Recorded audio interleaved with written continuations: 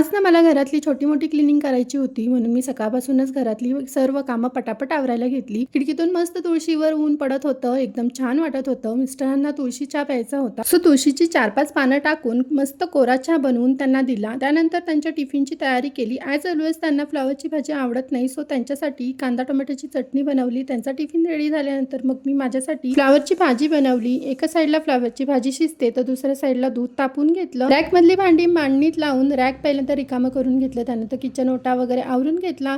सगळी भांडी रिकामी करून घेतली. भाजी वगैरे सेपरेट भांड्यात काढून सगळी भांडी धुवायला घेतली. व्हिडिओ जसा फास्ट होतो ना, काश तशी कामं झाली असती पटापट तर किती लाईफमध्ये मजा आली असती ना. तिथे मध्येच मैत्रिणीचा फोन येत होता पण मी तो इग्नोर केला, कारण मी एकदा मोबाईल हातात घेतला ना की मग माझी बाकीची कामं राहून गेली असती. पटापट इथे भांडी सर्व घासून घेतली. किचनमधलं सर्व आवरून बेडरूममध्ये गेले. छोट्या छोट्या जाळ्या होत्या त्या झाडूने काढून घेतल्या. भिंतीवरून पण झाडू फिरवला आणि त्याच्यानंतर मग सर्व बेडरूम व्यवस्थित झाडून वगैरे घेतली. आणि मी आजारी होते तर मोठे मोठे कपडे धुवायचे राहिले होते. सो भरपूर असे कपडे आज भिजत घातले. आणि खूप दिवसांपासून राहिलेलं काम म्हणजे कपाट पुसणं, कारण येता जाता आपल्याला कपाटातल्या आरशामध्ये बघायची खूप जास्त सवय आहे. सो कपाट आधी स्वच्छ फडक्याने पुसून घेतलं. त्यानंतर हॉल आणि किचनच्या खिडकीच्या काचा पण पुसून घेतल्या. क्लिनिंग झाल्यानंतर मग दुपारी असं मस्त जेवण केलं. चला तर मग भेटूया पुढच्या ब्लॉगमध्ये. Bye bye.